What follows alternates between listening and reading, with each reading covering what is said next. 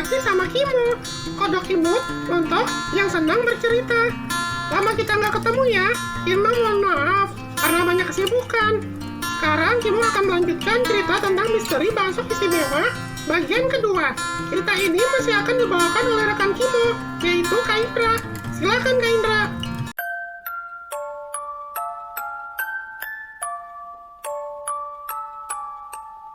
Setelah pembongkaran makam Alit Kuncoro dilakukan, dengan keadaan jasadnya sudah tidak utuh lagi. Berita tersebut dengan cepat menyebar dan menggemparkan seluruh warga desa Betungkir. Polisi berkesimpulan ada yang merusak makamnya dengan mengambil beberapa potongan tubuh dari jasad karena terlihat kain kafan yang robek. Dari hasil otopsi pun juga diduga jasad tersebut dimutilasi 12 jam sebelumnya. Hal itu diperkuat juga dengan kesaksian pihak keluarga korban yang mengatakan tubuh korban masih utuh saat diurusi prosesi pemakamannya. Hanya ada 3 buah lubang bekas luka tembak di bagian jantung. Pihak penyidik dari kepolisian dibuat bingung dengan kasus yang mereka temukan. Apa maksud dari pelaku dengan mengambil potongan tubuh tertentu dari korban? Di lain pihak, warung bakso Badri semakin ramai.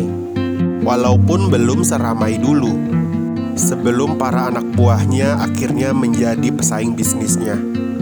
Tapi dengan munculnya kasus makam yang jasadnya sudah ditemukan tidak utuh lagi karena perbuatannya, membuatnya berpikir, kemana lagi harus mencari daging yang akan dijadikan persediaan bahan baku yang berasal dari jasad tubuh manusia, jika nanti ketika bahan baku yang ada saat ini sudah habis. Jika ia nekat mencoba kembali di komplek pemakaman yang sama, maka akan ketahuan karena komplek makam tersebut kini sudah dijaga ketat.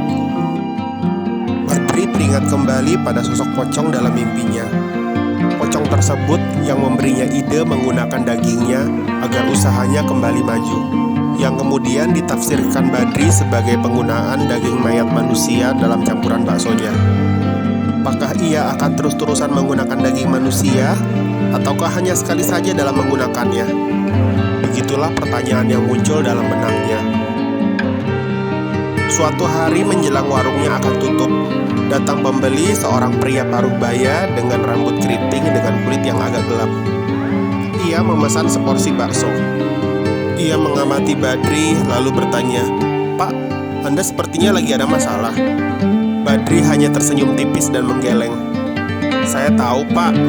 Saya juga tahu ini bakso bikinnya dari apa," ujar lelaki pembeli itu. Badri terkejut mendengarnya. Dalam hatinya ia mulai panik dan sedikit ketakutan.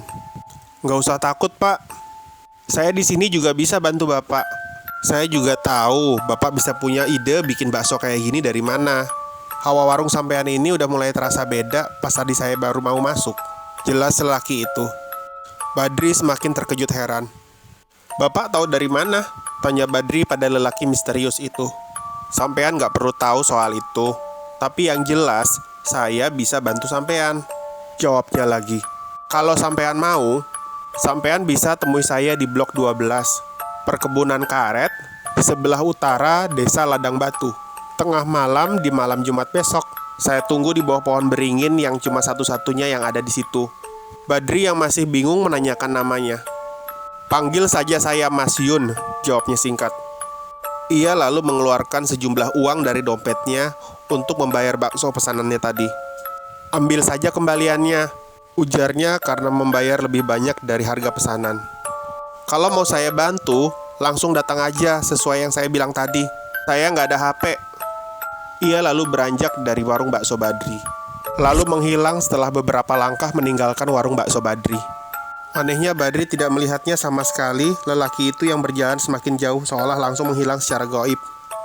Badri tidak paham dengan maksud orang misterius tadi. Tapi ia pikir tak ada salahnya mencoba saran dari Mas Yun. Namun ia juga ragu. Jangan-jangan lelaki yang bernama Mas Yun tadi adalah intel polisi yang diam-diam mengetahui gerak-geriknya selama ini. Dan tempat yang disebutkan tadi adalah untuk menjebaknya. Tapi siapa tahu juga Mas Yun itu hanyalah orang biasa yang punya penerawangan mata batin yang ingin membantunya. Kamis siang, Badri memutuskan menutup warung baksonya lebih cepat. Warung baksonya dibuat libur 2 hari dulu. Setelah beberapa hari berpikir, Ia memutuskan tak ada salahnya mempercayai Mas Yun dan mencoba tawarannya tadi. Stok daging mayat juga mulai menipis. Ia masih bingung apakah harus menjarah makam lagi untuk mendapatkan daging mayat atau membuat bakso biasanya seperti bakso pada umumnya. Apalagi Mas Yun tahu ide dirinya membuat bakso seperti ini dari mana. Badri merasa Mas Yun memang memiliki kemampuan penerawangan mata batin. Perkebunan karet yang terletak di sebelah utara Desa Ladang Batu terletak cukup jauh. Butuh waktu perjalanan berjam-jam untuk sampai ke sana. Badri harus 2 kali naik angkot dan 1 kali naik ojek hingga mencapai Dusun Marta Angin, dusun terpencil yang terletak paling utara Desa Ladang Batu.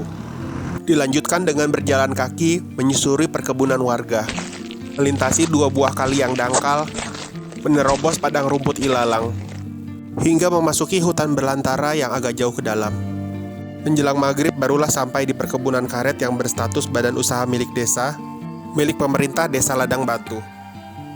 Untuk mencari blok 12 tempat yang dimaksud Mas Yun harus berjalan lagi lebih jauh, karena tiap blok kebun karet luasnya antara belasan hingga puluhan hektar.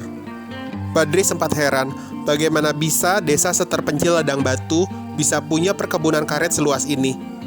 Akhirnya tepat tengah malam, sampailah juga Badri di blok 12. Ia mencari pohon beringin yang dimaksud. Pohon tersebut berada tepat di tengah area blok 12.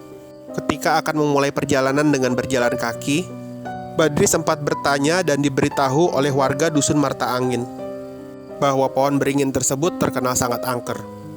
Pohon tersebut tidak bisa ditebang. Saat masih menjadi area hutan dan akan dirubah menjadi perkebunan karet, tidak ada satupun perkakas yang mampu digunakan untuk menebang pohon itu. Gergaji mesin, kapak, golok, ataupun gergaji pohon semuanya rusak, dan para pekerjanya banyak yang jatuh sakit, bahkan ada yang sampai meninggal. Badri menghampiri pohon itu dan melihat sekelilingnya, tapi tak ada siapapun. Tak ada tanda keberadaan Mas Yun ataupun seseorang di sekitar situ. Rasa kesal mulai hinggap di benak Badri. Sudah berjalan jauh hingga rela libur dagang, tapi seperti dikerjai. Badri mencoba untuk duduk sejenak menunggu di bawah pohon beringin. Siapa tahu Mas Yun akan datang atau orang suruhannya yang datang. Tak lama Badri mulai merasakan sesuatu, seperti ada yang datang mendekat padanya.